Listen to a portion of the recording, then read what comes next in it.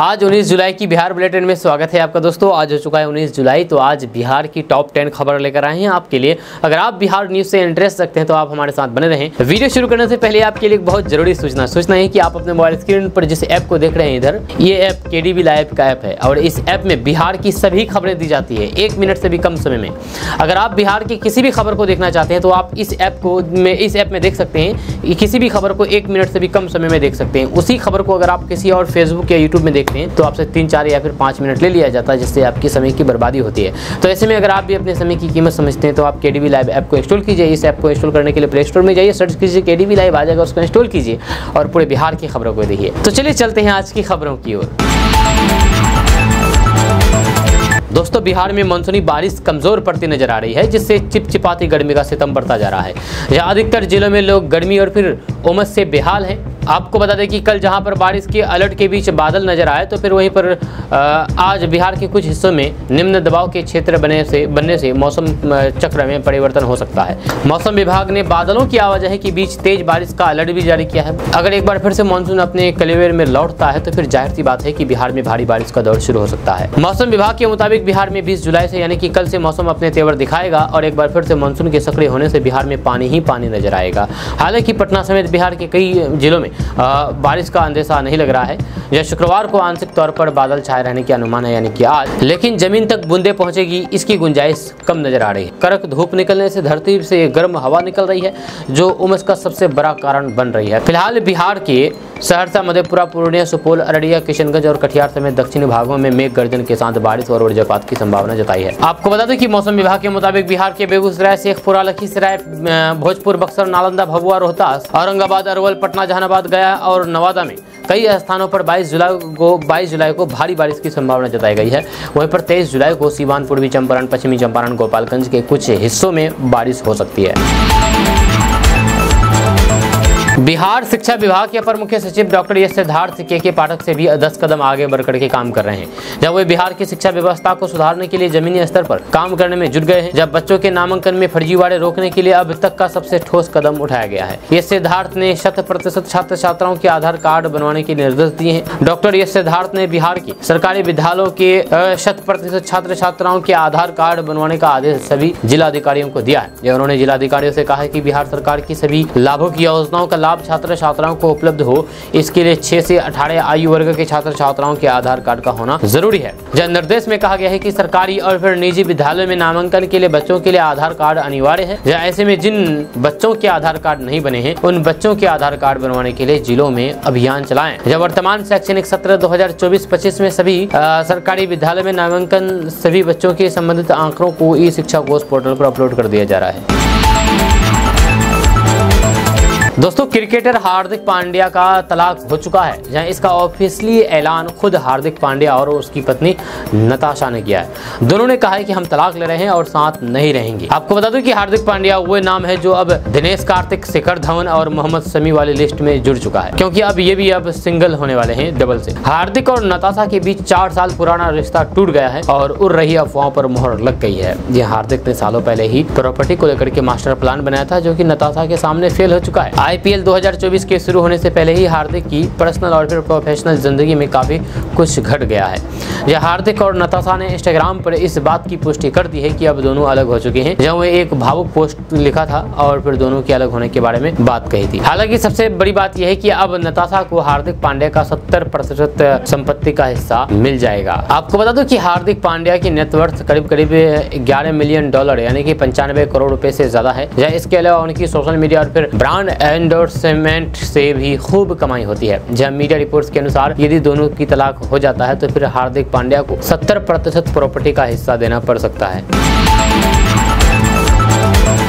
दोस्तों, बिहार विधानसभा का मानसून सत्र 22 जुलाई से शुरू होने जा रहा है। जहां आपको बता दूं कि 26 जुलाई तक केवल 5 दिन मानसून सत्र चलेगा।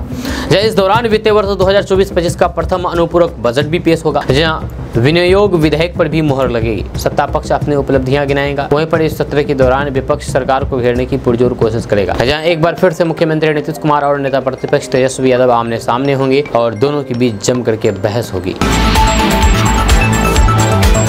बिहार के कई जिलों में कई जगहों पर फिलिस्तीन का झंडा लहराया गया मुहर्रम के मौके पर। अब इसको लेकर के भाकपा माले के महासचिव दीपांकर भट्टाचार्य ने कहा कि देश में फिलिस्तीन का झंडा फहराने में कोई बुराई नहीं है। इसके कारण देश या फिर राज्य में जिन लोगों पर मुकदमे हुए हैं वह सब वापस किए जानी चाहिए। फिलिस्तीन को भारत ने राष्ट्र के तौर पर मान्यता दे रखी है, ये कहना है दीपांकर भट्टाचार्य का। जब भट्टाचार्य ने कहा कि फिलिस्तीन को एक राष्ट्र के तौर पर भारत ने मान्यता दे रखी है, जब प्रधानमंत्री नरेंद्र मोदी के शासनकाल में भी ये नीति जारी है, जब भारत ने कभी भी फिलिस्तीन का विरोध नहीं किया है, देश में उसका दूतावास भी है। गाजा पट्टी में इजराइल की ओर से जारी हमले में 2 लाख से अधिक लोगों की जान चली गई है। झंडा ऐसे ही लोगों के प्रति एकजुटता प्रदर्शित करने के लिए फहराया गया है। मुहर्रम में बिहार के अलग अलग जिलों से ताजिया जुलूस में फिलिस्तीनी झंडा लहराने का मामला सामने आया। या कई जिलों में ऐसा हुआ देखा गया कि फिलिस्तीन का झंडा लेकर के जिंदाबाद और फिलिस्तीन जिंदा है, फिलिस्तीन बचाओ का नारा लगा रहे थे। अब इसको लेकर के एक नई बवाल खड़ा हो गया है। आपको बता दूं कि जिस भी जिला में ऐसा हुआ है वहाँ पर तो पुलिस ने एक्शन ले ही लिया है। जी हाँ, पुलिस सबके ऊपर FIR किया है जो इस घटना में शामिल है। अब इसको लेकर के राजनीति शुरू हो गई है। बीजेपी के मंत्री गिरिराज सिंह ने कड़ी प्रतिक्रिया जाहिर की है। जी हाँ, गिरिराज सिंह ने कहा कि इन लोगों पर कानूनी कार्रवाई होनी चाहिए जो भारत का खाकर के अपने आका का गाते हैं। उन्होंने कहा कि हमारे पूर्वजों से आज़ादी के समय बड़ी गलती हो गई जिसका नतीजा हमें भुगतना पड़ रहा है। या उसी समय सभी मुसलमानों को अगर पाकिस्तान भेज दिया जाता तो ये नौबत नहीं आती, ये कहना है गिरिराज सिंह का। उत्तर प्रदेश में एक अलग ही लहर चल रही है। उत्तर प्रदेश में अलग ही हवा चल रही है। दरअसल बात यह है कि उत्तर प्रदेश की योगी सरकार ने मुसलमानों के खिलाफ सीधे सीधे फरमान जारी कर दिया है। जी हाँ, उत्तर प्रदेश की सरकार योगी आदित्यनाथ ने ऐसी फरमान जारी कर दी है जिसको लेकर के बवाल मच गया है। खुद बीजेपी के अंदर विरोध का सुर उठ रहे हैं। दरअसल बात यह है कि योगी सरकार ने कांवड़ यात्रा में जितने भी दुकानदार है, खाने पीने वाला दुकानदार, उन सबको अपने अपने नाम लिख करके दुकान में लगाने के लिए कहा गया है, जिसको लेकर के अब इसका विरोध हो रहा है। जब खुद बीजेपी के नेता कह रहे हैं कि ऐसा करना बिल्कुल गलत है, ये धार्मिक भावनाओं के खिलाफ है, खास करके मुसलमानों के खिलाफ है। आपको बता दें कि योगी सरकार ने कांवड़ यात्रा मार्ग पर दुकानदारों को नेम प्लेट लगाने का निर्देश दिया है। कहा गया है कि जो भी दुकानदार अगर नेम प्लेट नहीं लगाते हैं तो उसकी दुकान वहां से हटा दी जाएगी। यानी कि दुकानदार को नेम प्लेट इसलिए लगाने के लिए कहा जा रहा है कि अगर जो मुसलमान है तो जो कांवड़ यात्री है देख करके समझ जाएंगे कि ये मुसलमान है, इसलिए हम इसके दुकान में कुछ भी खाएंगे पिएंगे नहीं, कुछ भी खाने पीने के सामान नहीं खरीदेंगे। इस वजह से योगी सरकार ने इस तरह का फरमान जारी किया है। आज तक इससे पहले कभी ऐसा नहीं हुआ था। जी हाँ, ये सीधे सीधे योगी सरकार मुसलमानों के खिलाफ फरमान जारी किया है, ये आप यूं कह सकते हैं। हालांकि खुले तौर पर तो नहीं किया है, लेकिन जिस तरह से उनकी मंशा है उस मंशा को देख करके आप अंदाजा लगा सकते हैं कि आखिर योगी सरकार ये फरमान क्यों जारी किया। अब इसको लेकर की राजनीति शुरू हो गई है, जहाँ लालू प्रसाद यादव की बेटी रोहिणी आचार्य ने कड़ी प्रतिक्रिया दी है इसके बारे में। जहाँ लालू प्रसाद यादव की बेटी रोहिणी आचार्य ने इसे मुसलमानों के खिलाफ योगी सरकार की घृणित कार्रवाई करार दिया है। साथ ही राजनीतिक स्वार्थ की पूर्ति के उद्देश्य से राजनीतिक सांप्रदायिक रंग में रंगने का भाजपा पर आरोप लगाया है। इतना ही नहीं, रोहिणी आचार्य ने इसे भाजपा की अयोध्या लोकसभा में हुई हार के बाद एक और विकृति मानसिकता बताया है। रोहिणी आचार्य ने सोशल मीडिया के जरिए भाजपा सरकार के इस निर्णय पर अपनी आपत्ति जताई है। उन्होंने आगे लिखा है कि लोकसभा चुनाव में अयोध्या की सीट हारने की खोज और फिर अपनी खिसकती जमीन की तलाश में नफरती विखंडनकारियों की जमात भाजपा की उत्तर प्रदेश सरकार ने मुसलमान भाइयों की आर्थिक बाइकआउट की घृणित उद्देश्य से कांवड़ पथ पर नाम की तख्ती लगा करके सामान बेचने का फरमान जारी किया है। पावन सावन मास में भगवान शिव के पूजन के लिए की जाने वाली पवित्र धार्मिक यात्रा को भी अपने गंदे राजनीतिक स्वार्थ की पूर्ति के उद्देश्य से सांप्रदायिक रंग में रंगना चाह रही है उत्तर प्रदेश की भाजपा सरकार। उन्होंने कहा है कि धर्म की गलत व्याख्या के साथ समाज और फिर देश के धार्मिक विद्वेष, नफरत और फिर उन्माद का जहर घोलना ही भाजपा की फितरत और फिर राजनीतिक रणनीति रही है। हद तो तब हो गई थी जब अयोध्या की हार के बाद इन लोगों ने अयोध्या के हिंदुओं तक के बाइकआउट बहिष्कार के लिए मुहिम छेड़ दी थी। इन लोगों की विकृत मानसिकता को अच्छी तरीके से देश समझ चुका है। गंगा जमुनी तहजीब को तोड़ना बांटने की इनकी हार, गंगा जमुनी की तहजीब को तोड़ने बांटने की इनकी हर कोशिश अब नाकाम साबित होगी।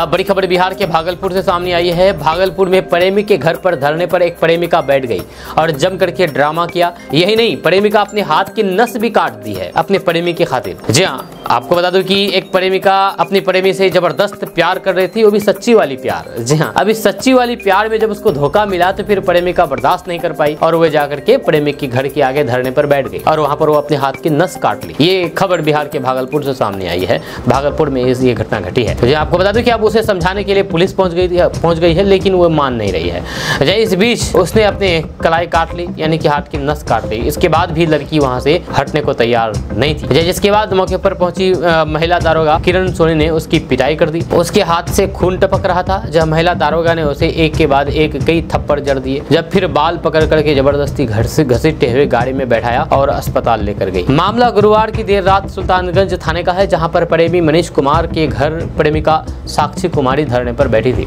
साक्षी को भनक लगी थी कि मनीष की शादी कहीं और हो रही है। ये इसकी सूचना पर महिला थाने की थानेदार किरण सोनी पहुंची। जब पूरा मामला शादी का झांसा देकर कि गलत काम करने से जुड़ा हुआ है। आपको बता दें कि साक्षी का कहना है कि 2023 में सुल्तानगंज थाने के प्राइवेट ड्राइवर मनीष कुमार और फिर अबूगंज निवासी साक्षी कुमारी के बीच थाने में ही संपर्क हुआ। जब बातचीत दोस्ती में बदल गई और फिर दोस्ती प्यार में बदल गई। इस बीच दोनों ने शादी करने से का फैसला किया। एक होटल में मनीष ने साक्षी की मांग में सिंदूर भी भरी और साथ में जीने मरने की कसमें खाई और उसके साथ संबंध भी बनाया। जी हाँ, गलत संबंध, समझ गए कौन सा संबंध के बारे में बात कर रहे हैं। इसके बाद मनीष के परिजनों ने साक्षी को रखने से इनकार कर दिया। साक्षी को जानकारी मिली कि अब मनीष की कहीं और शादी होने वाली है, तो फिर वहीं पर देर रात साक्षी मनीष के घर पर पहुंच गई और फिर वहीं पर धरने में बैठ गई। जब मामले की सूचना मिलते ही मौके पर महिला दारोगा किरण सोनी पहुंची। जब कुछ देर बाद साक्षी ने अपनी कलाई की नस काट ली है। इसके बाद साक्षी को सुल्तानगंज रेफर करके अस्पताल में भर्ती करा दिया गया है।